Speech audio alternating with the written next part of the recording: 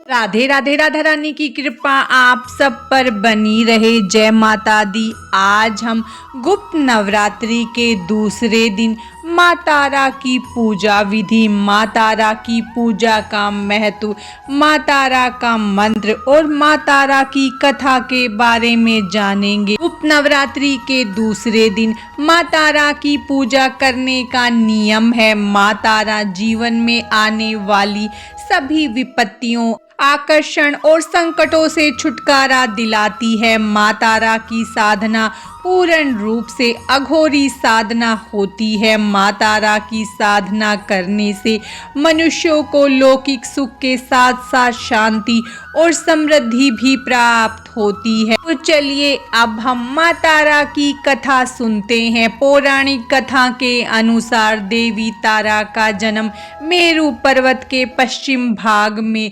चोलना नदी के किनारे पर हुआ था। स्वतंत्र तंत्र के अनुसार देवी तारा की उत्पत्ति तट पर हुई। हयग्रीव नाम के दैत्य के वध हेतु देवी महाकाली ने ही नील वर्ण धारण किया था। महाकाल संहिता के अनुसार चैत्र शुक्ल अष्टमी तिथि में देवी तारा प्रकट हुई थी। इस कारण यह तिथि तारा अष्टमी कहलाती है। चैत्र शुक्ल नवमी की रात्रि तारा रात्रि कहलाती है। सबसे पहले स्वर्ग लोक के रतन दीप में वैदिक तथ्यों तथा वाक्यों को देवी काली के मुख से सुनकर भगवान शिव अपनी पत्नी पर बहुत प्रसन्न हुए। भगवान शिव ने माता पार्वती को बताया कि आदि काल में भयंकर रावण का विनाश किया, तब आपका वह स्वरूप तारा नाम से विख्यात हुआ। उस समय आपका रूप बहुत विकराल था। आपका यह रूप देखकर सभी देवता भयभीत हो गए थे। अपने इस विकराल रूप में आप नग्न अवस्था में थी, इसीलिए आपकी लज्जा के लिए ब्रह्मा जी ने आपको व्याघ्रचर्म प्रदान किया था। इसी कारण से आप लंबोदरी नाम से विख्यात हुई थी।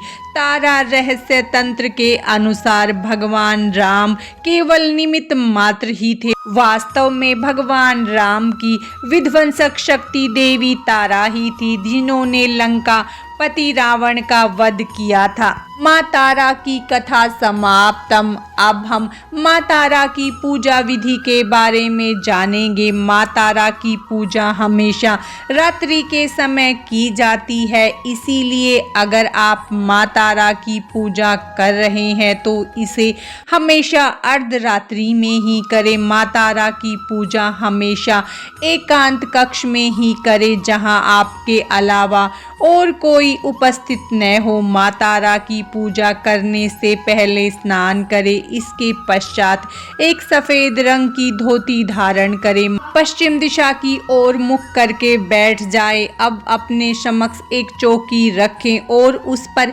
गंगा जल छिड़क कर उसे शुद्ध कर ले। अब चौकी पर गुलाबी रंग का कपड़ा बिछाएं।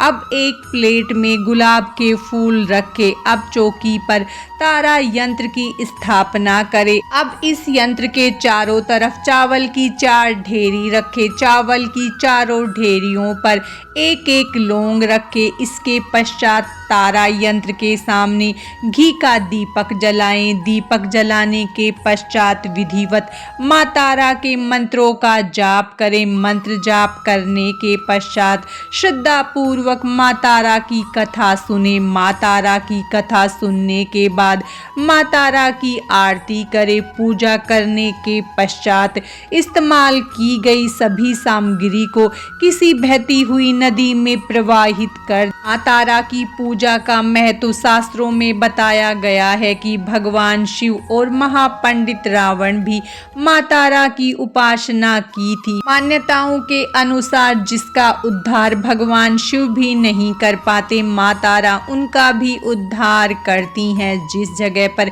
भगवान आनंद भैरव के गुरु वशिष्ठ जी को माँ तारा ने उपदेश प्रदान किए थे, वो जगह आज के समय में तारापीठ के नाम से मशहूर है। माँ तारा की साधना एक विशेष प्रकार से की जाती है, जिसमें कोई विशेष नियम नहीं होता, परंतु अगर कोई मनुष्य पूरी श्रद्धा के साथ माँ तारा की पूजा करता है तो वो भक्त की पुकार जरूर सुनती है। माँ तारा की साधना करने से धन संबंधी सभी समस्याएं दूर हो जाती हैं और साथ ही दिव्य सिद्धियां भी प्राप्त होती हैं। कि इस वीडियो में बस इतना ही। माँ तारा की कृपा आप सब पर सदा बनी रहे। राधे राधे।